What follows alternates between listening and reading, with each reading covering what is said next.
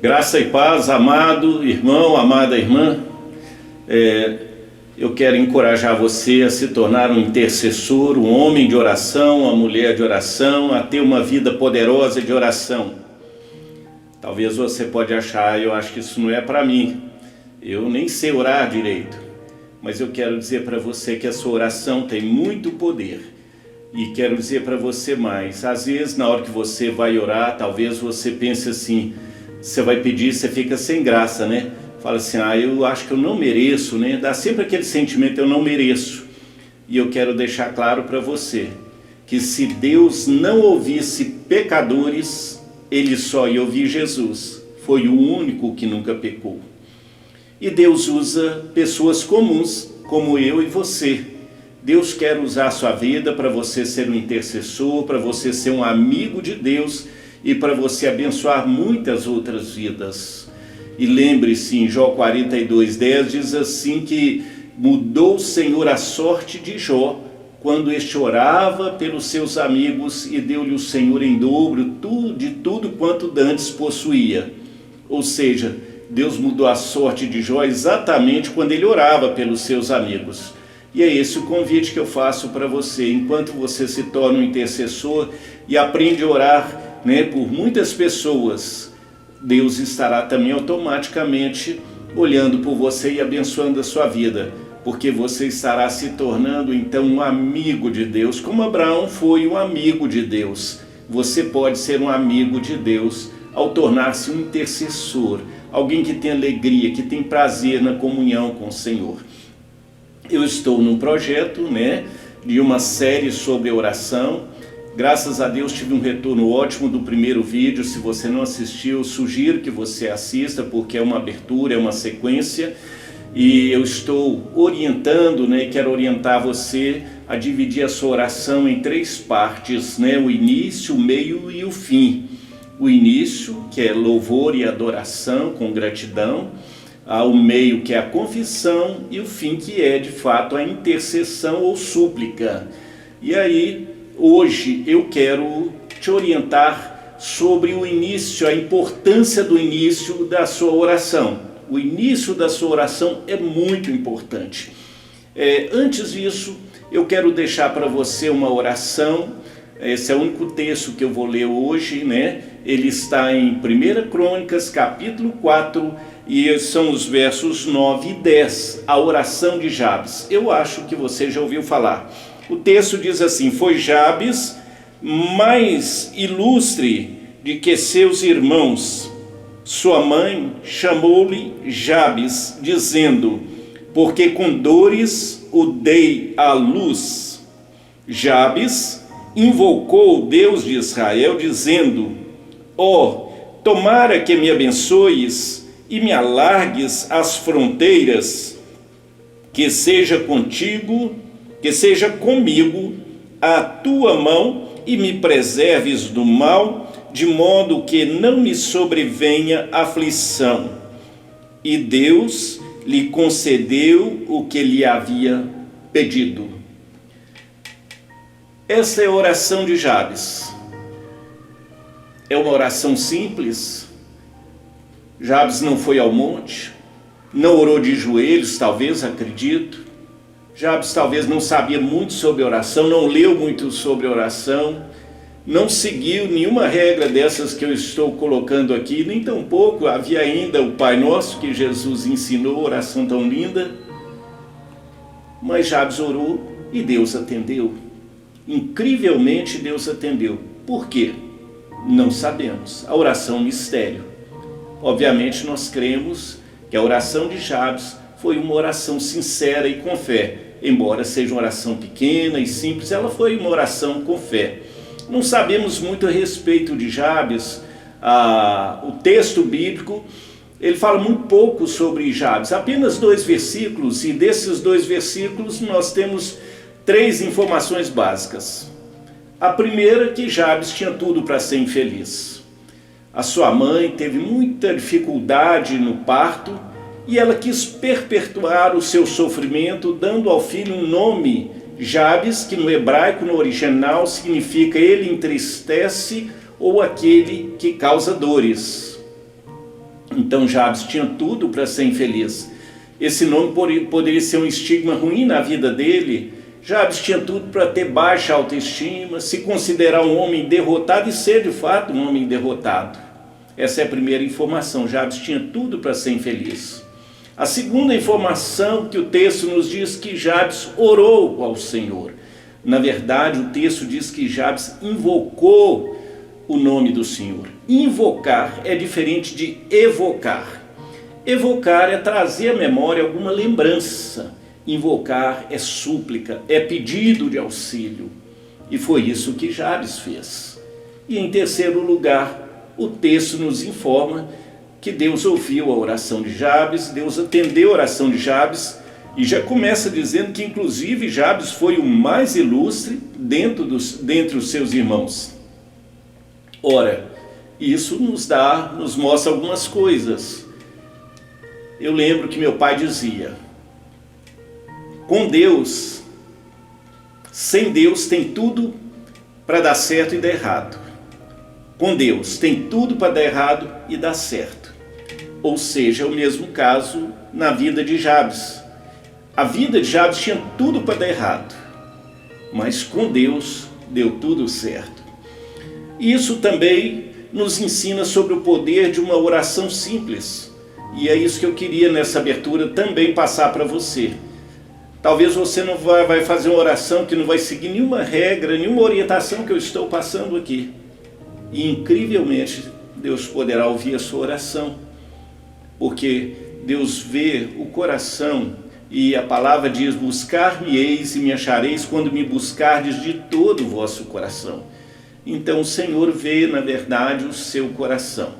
Então isso é uma bênção.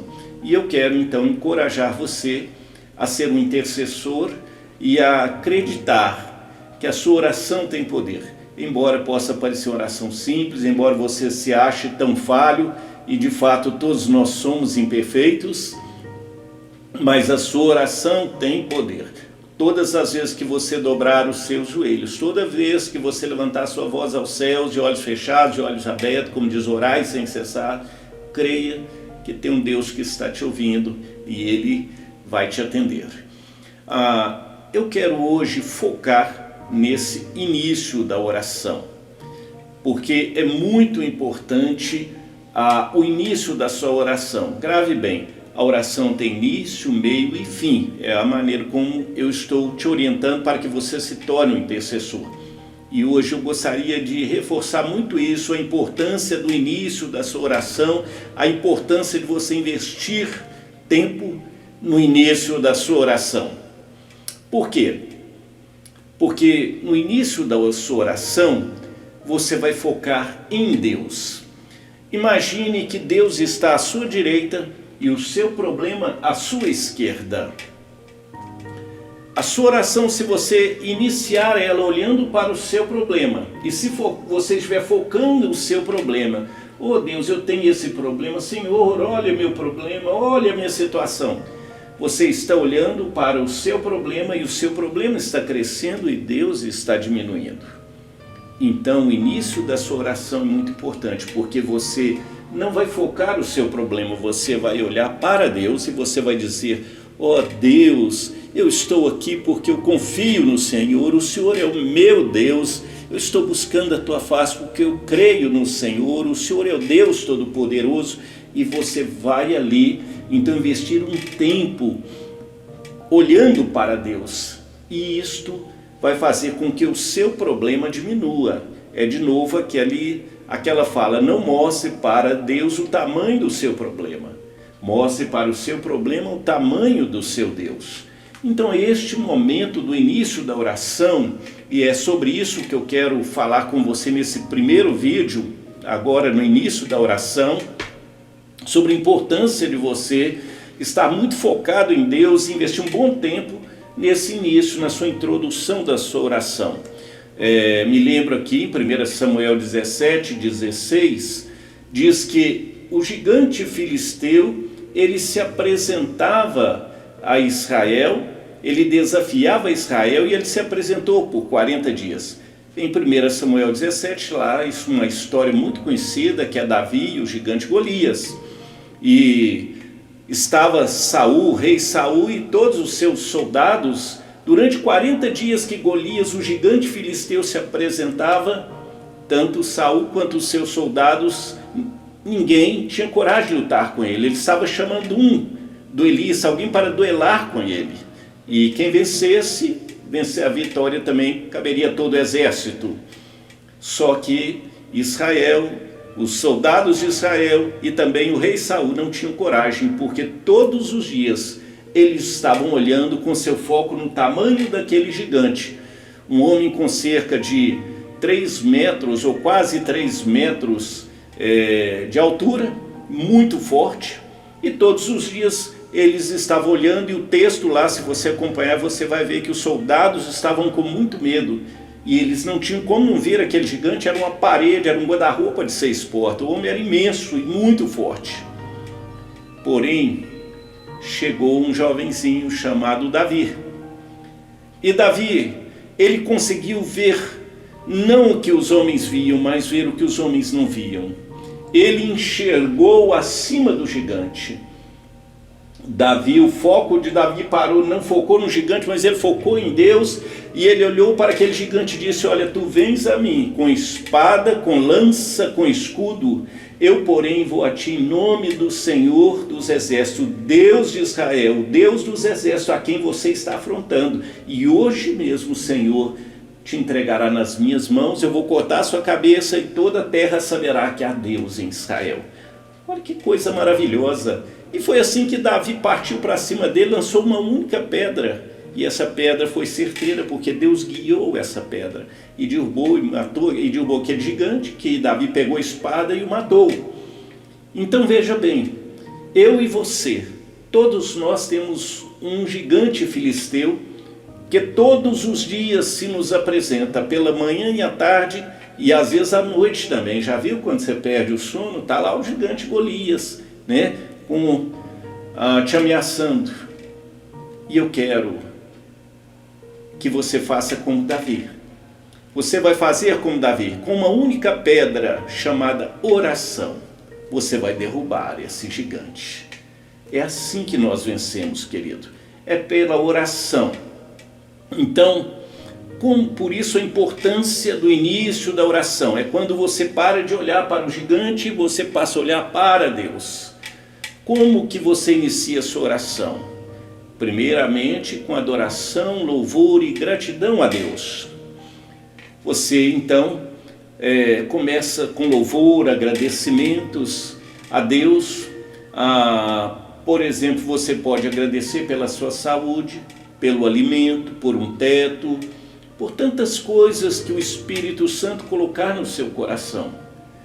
E também você pode orar como nos Salmos, o Salmo 124, verso 1 e 2, Davi fala assim: se não for o Senhor. Que motivo maravilhoso de oração, quando você pode dizer: ó Deus, se não for o Senhor, eu e minha família não teríamos chegado até aqui. E assim você pode agradecer a Deus por tantas bênçãos que o Senhor tem dado a cada dia, a cada momento, cada vitória, tantas lutas que já foram vencidas. Invista um tempo olhando para Deus e agradecendo a Deus pelas bênçãos que Ele já derramou sobre a sua vida. Mas eu quero destacar o motivo pelo qual você deve orar a Deus todos os dias agradecendo. Esse você não pode esquecer. Agradecer a Deus por Jesus Cristo, aquele através de quem nós temos acesso livre ao trono da graça e misericórdia e poder do Senhor. Ele nos transportou, do impé das trevas para o reino da sua maravilhosa luz. Todos os dias, toda oração, agradeça a Deus por Jesus Cristo. Esse é o maior motivo de gratidão. A Bíblia diz que Ele nos abençoou que Deus o Pai nos abençoou com toda sorte de bênçãos em Cristo Jesus. Nós somos muito abençoados, é muita gratidão. Eu não vou mencionar aqui, mas às vezes de joelhos, como hoje eu fiz, li Isaías 53 falando do sofrimento de Jesus.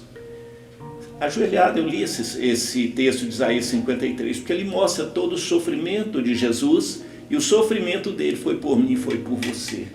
Então, na introdução da sua oração, É importante que você agradeça a Deus por tantas coisas, tantas maravilhas, tantas bênçãos, tantas vitórias, mas sobretudo agradeça por Jesus Cristo e a sua preciosa salvação.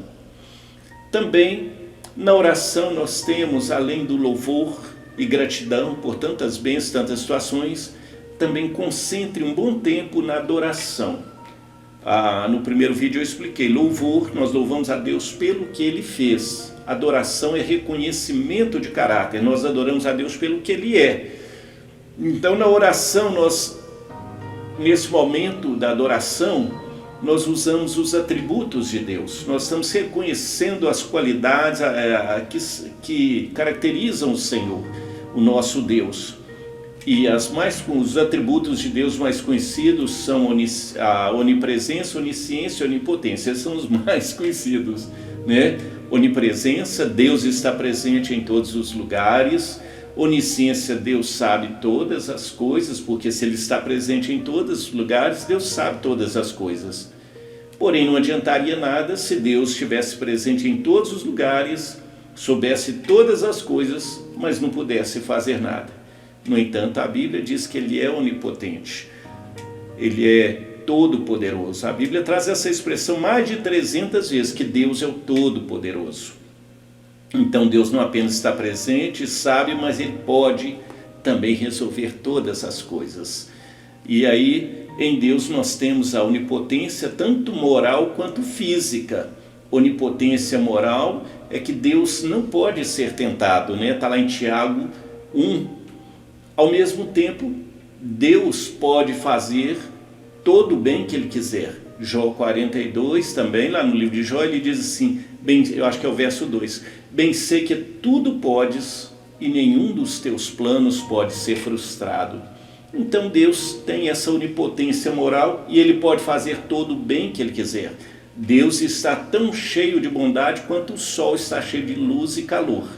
Deus só não pode fazer o mal, porque isso vai contra o seu caráter santo. Então Deus tem onipotência moral e ao mesmo tempo onipotência física. Deus e somente Deus pode criar no sentido pleno da palavra. Quando a Bíblia diz lá em Gênesis 1, no princípio criou Deus, no hebraico ali o verbo é bará. E eles usavam também bará, assá e atiçá, os mais conhecidos. Bará, assá é criar a partir de alguma coisa e atiçá é aperfeiçoar algo que já foi criado, mas bará é criar a partir do nada, sem matéria-prima, sem insumo. E se Deus pode criar sem matéria-prima, sem insumo, Ele pode facilmente sustentar. Em Romanos 4 também diz que Deus é aquele que chama à existência as coisas que não existem. Então Deus, Ele possui onipotência moral e onipotência física. Quando você ora sobre isso, reconhecendo isso na sua Deus, o Senhor é o Deus onipresente, o Senhor é o Deus onisciente, o Senhor é o Deus onipotente. Você tem no seu coração que o seu Deus é muito grande, você está olhando para o seu Deus. E há outros atributos de Deus, sabedoria, significa que Deus conhece, sabe os melhores caminhos para resolver qualquer situação. Deus é justo, concede aquilo que merecemos. Ao mesmo tempo, a Bíblia fala que Deus, Ele é misericordioso, e misericórdia em Deus significa que Ele retém os castigos que nós merecemos. Quando a Bíblia mostra que um braço de Deus é justiça e o outro misericórdia. Como que vai conciliar isso? Veja bem, eu e você, diante da justiça de Deus, porque somos pecadores, nós merecíamos o inferno, nós merecíamos a perdição eterna. Isso é o que nós merecíamos. Se Deus fosse aplicar somente a justiça, nós estaríamos perdidos.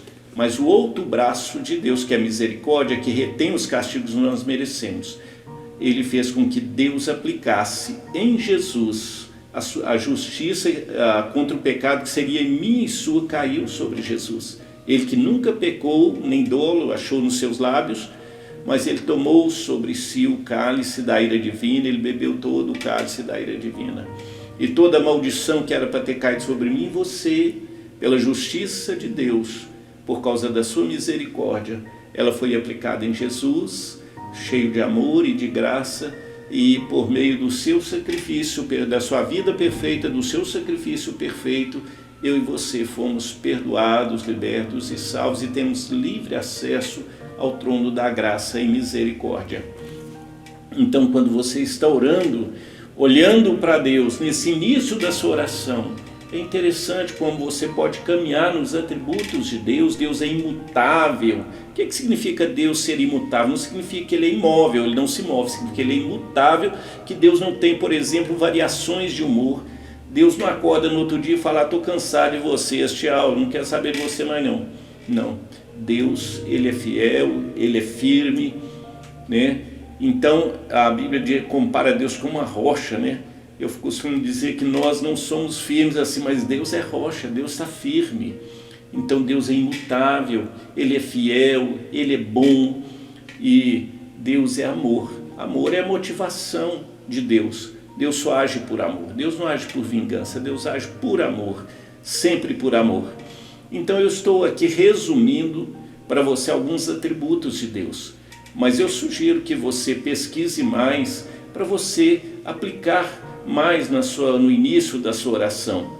E sobretudo quando se trata de louvor e adoração, eu sugiro que você leia o livro de Salmos. Quando o assunto é adoração e louvor, Davi é imbatível, né? Você pode estar olhando cada vez mais o livro de Salmos e como Davi era um homem de oração. Por isso que a Bíblia diz que Davi era um homem segundo o coração de Deus. E você também pode ser.